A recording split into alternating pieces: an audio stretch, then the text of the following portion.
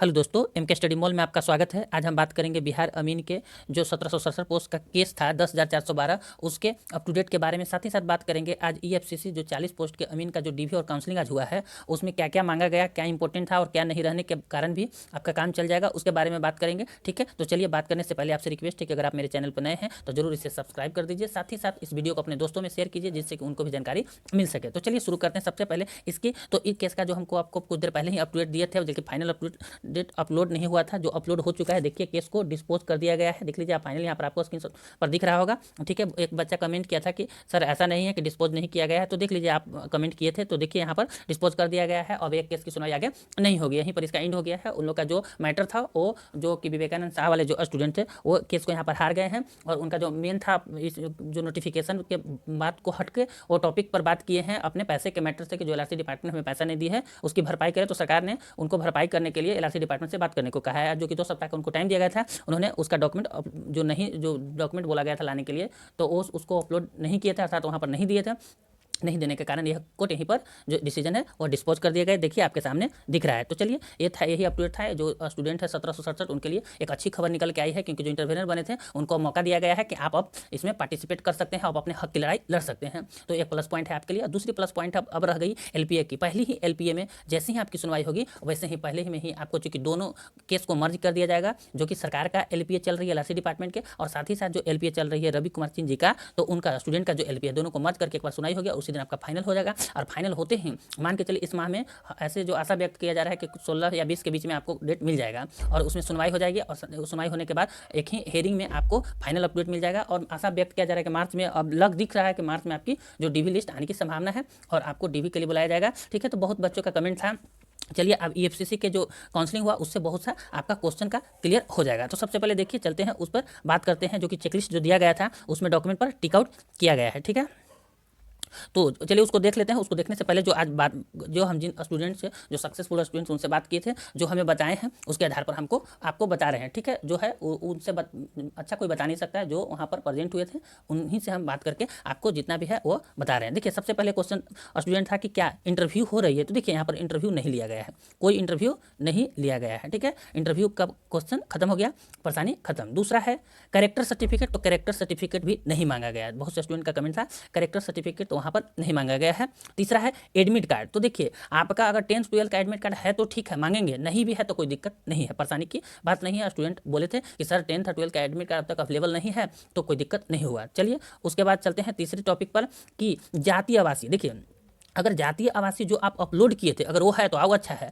और साथ साथ आपका करेंट भी लेकर जाना है। ठीक है, अगर नहीं भी है आप जो अपलोड किए थे लेकिन करेंट है उससे भी आपका काम चल जाएगा, कोई परेशानी नहीं हुई है। ठीक है, तीसरा जो चौथा क्वेश्चन है बहुत से स्टूडेंट का कि हार्ड कॉपी, तो हार्ड कॉपी के लिए आपको ऑप्शन दिया गया है, हार्ड कॉपी ले जाना वहाँ कंपलसरी है। ठीक है, जो कि आपको ऑप्शन दिया जाएगा जैसे ही आपको जब एलआरसी डिपार्टमेंट की जो 1767 पोस्ट का काउंसलिंग आएगा तो आपको इसके लिए आपको लिंक दिया जाएगा जहाँ से आप हार्ड कॉपी अपना लोड कर सकते हैं। ठीक है, और एक था क्वेश्चन एडमिट कार्ड जो एग्जाम वाला वो कंपलसरी है।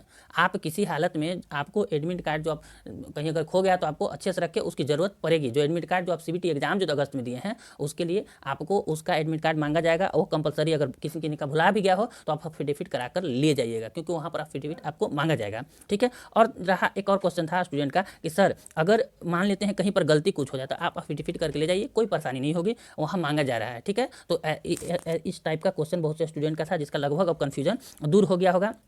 ठीक है, और अगर इससे अलग भी और कोई क्वेश्चन है आप लोग के पास तो आप कमेंट कर सकते हैं। हाँ, डॉक्यूमेंट में क्या क्या मांग रहा था, 10th 12th जो डॉक्यूमेंट आप अपलोड किए वही मांगा जा रहा था, जो आप डॉक्यूमेंट अपलोड किए थे वो वहाँ पर मांगा जा रहा था, कोई समस्या नहीं थी। तो जितना आप अपलोड किए होंगे आपको तो पता होगा, उतना तो आपके पास डॉक्यूमेंट होगा।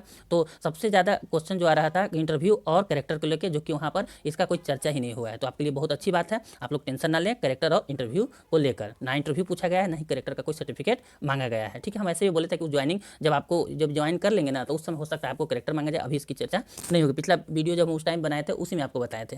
ठीक है, अगर इसके बाद भी कोई अगर समस्या है तो आप जरूर कमेंट सेक्शन में कमेंट कीजिए। ठीक है, हम उस पर पता करके आपको फाइनल बताएंगे। तो इतना रहा। एक और चीज़ सबसे अच्छा बात लगा ना कि डबल रैंक वाले स्टूडेंट को भी यहाँ पर चांस मिलने की पूर्ण संभावना है। तो जिनका भी सीट से डबल रैंक है ना वो टेंशन ना ले। जो इसके मात्र सोच लीजिए 40 पोस्ट में ऐसा आया है, एक हम देखे थे, पता किए हैं किन्हीं एक स्टूडेंट का मान लीजिए उनका वो बीसी में 8 रैंक या 9 रैंक के लमसम था, ठीक है, उनको बीसी में उनका जो इनके नीचे 6-7 बच्चे थे वो जनरल में चले गए हैं, और या तो जनरल में, अब मान के चलिए कि उनका 8 या 7 जो रैंक था लगभग, और वो बीसी में दूसरा बच्चा आए थे। अब इमेज करके आप सोच लीजिए कि 6 बच्चा उनको जनरल में वो कैटेगरी के चले गए, उस बीसी में 2 या 3 जो हो उनका रैंक था, मतलब उनके 5 से 6 बच्चे जनरल में चले गए। आप इमेज करके देखिए उनसे 5 बच्चे जो कि उनको बीसी में तीसरा नंबर पर बुलाया गया था। आप इसे इमेज क्या कर सकते हैं आप कि कितना बच्चा जो कि 8 से 9 रैंक वाला जो हो, 8, 7, 9 रैंक इसी के अंदर था उनका, तो वो बच्चा अगर वो जिन बीसी में तीसरे नंबर पर बुलाए गए तो उनसे तो 6 बच्चा जो पीछे के थे वो तो जनरल में गए होंगे। तो आप इमेज करके देखिए कि हम तो डबल रैंक के बोल रहे हैं, यहाँ पर और ज़्यादा भी बच्चा को फायदा हो भी सकता है आने वाले टाइम में, जो कि एलआरसी डिपार्टमेंट की जब डीवी आएगी तो जितना भी हम मान के चलते हैं डबल रैंक वाले जो स्टूडेंट हैं आपको मौका मिलेगा, आप टेंशन नहीं लीजिए, कंफर्म रहिए मिलेगा। हाँ, अब दूसरा बात, स्टूडेंट का कमेंट था कि परसेंटी क्या था। देखिए परसेंटी 80% के लगभग वहाँ पर परसेंट था, ठीक है, क्योंकि देखिए अभी के बेरोजगारी के टाइम में कोई नहीं चाहता है कि जॉब छोड़ दे, जॉब अच्छा जॉब है, और कोई नहीं चाहेगा कि सिविल जॉब को हम छोड़ें। तो मतलब मान के चले कहीं जो सेटल हुए होंगे वही छोड़े होंगे, दूसरा तो छोड़ेंगे नहीं, लेकिन वो कम सीट होने के कारण ऐसा है। इसमें आपको मान के चलिए 400 से 300 से 400 बच्चा इसमें छोड़ने वाला है। किसमें? ये 40 बच्चा है तो मान के चलिए 20 बच्चा तो कॉमन आपको मिल जाएंगे एलआरसी में भी, ठीक है, और साथ ही साथ वो 20 बच्चा मिलेंगे। कुछ बच्चे बिहार पुलिस में ज्वाइन किए हैं, कुछ बच्चे मतलब एसआई में ज्वाइन किए हैं और करेंगे भी, तो और कुछ बहुत से पोस्ट में अभी वो लोग सेलेक्ट हुए हैं, तो वो बच्चा नहीं के बराबर ही जाएंगे मान के चलिए। तो उससे क्या होगा, जिनका ज़्यादा रैंक है उनको बहुत फ़ायदा मिलने वाला है, ठीक है। तो आप जिनका भी है वो टेंशन न ले, आपको मार्च तक पूर्ण विश्वास है हमें कि आपके साथ न्याय होगा और आपका डीवी लिस्ट आएगा। तो आप टेंशन नहीं लीजिए, थोड़ा सा धैर्य रखिए, बस एक हेयरिंग की बस बात है। चलिए इसमें जो चेकलिस्ट में दिया गया था, चेक स्लिप में, उसमें देख लेते हैं क्या क्या डॉक्यूमेंट की चर्चा की गई थी, ठीक है। ओरिजिनल एडमिट कार्ड, देखिए आ गया एफसीसी जो सीबीटी 2 का था वो था original admit card, original marksheet and original certificate of matriculation equivalent examination age proof के लिए, original certificate issued by the authority of the who claim the age relaxation के जो एज क्लेम किए हैं उनके लिए, ठीक है। Original admit card, original marksheet and original certificate 10+2 का होना चाहिए, ठीक है। ओरिजिनल एक्सपीरियंस सर्टिफिकेट और अमीन इशूड बाय द जो जिनका एप्लीकेशन जो ओरिजिनल एक्सपीरियंस का सर्टिफिकेट था उनके लिए बात है। Original attested photocopy of no objection जो कहीं जॉब कर रहे हैं उनके लिए है एनओसी, ठीक है, उनके लिए। अब current original caste certificate of the जो एनसीएल है, एक देखिए यहाँ पर वो वाला भी मांग रहे थे और साथ ही साथ आप करेंट भी आपको मांगा जा रहा था। आप कहाँ भी सीओ लेवल से आपका प्रखंड लेवल का भी रहेगा तो चलेगा, ठीक है। तो बहुत से स्टूडेंट का भी में कमेंट था कि सीओ लेवल का बनाए या एडीएम लेवल का या डीएम लेवल का, तो सीओ लेवल का भी आपका चल जाएगा, सबसे जो लो लेवल का होता है वहाँ से भी आपको चल जाएगा। ओरिजिनल रेसिडेंशियल सर्टिफिकेट या सीओ लेवल का है वो भी चलेगा, ठीक है। 4 कॉपी ऑफ द साइज जो था पासपोर्ट साइज का जो 4 कॉपी है और जो अप्लीकेशन फॉर्म में दिए हैं वो होना चाहिए, ठीक है। और for the candidate claiming the disable quota उनके लिए जो है वो सर्टिफिकेट वो है, ठीक है। और जो सर्टिफिकेट था इतने की बात किया गया था। और एक चीज़ और जो कि वहाँ पर जो सबसे पहले बुलाया गया था काउंसलिंग में, तो वो डीक्यू कोटा को बुलाया गया था, फिर जनरल को बुलाया गया था, फिर एससी को, फिर एसटी को, फिर ईबीसी को और फिर बीसी को बुलाया गया था लास्ट में। तो बीसी को सबसे लास्ट में बुलाया गया था काउंसलिंग के लिए। तो चलिए यही आज का अप टू डेट था, ठीक है। अगर अधिक और जानकारी कोई भी अगर कन्फ्यूजन हो, समस्या हो तो आप कमेंट सेक्शन में कमेंट कर सकते हैं, ठीक है। और लेटेस्ट अप टू डेट के लिए आप मेरे चैनल से जुड़ जाइए। मिलते हैं अगले वीडियो में। वीडियो देखने के लिए आपको बहुत बहुत धन्यवाद।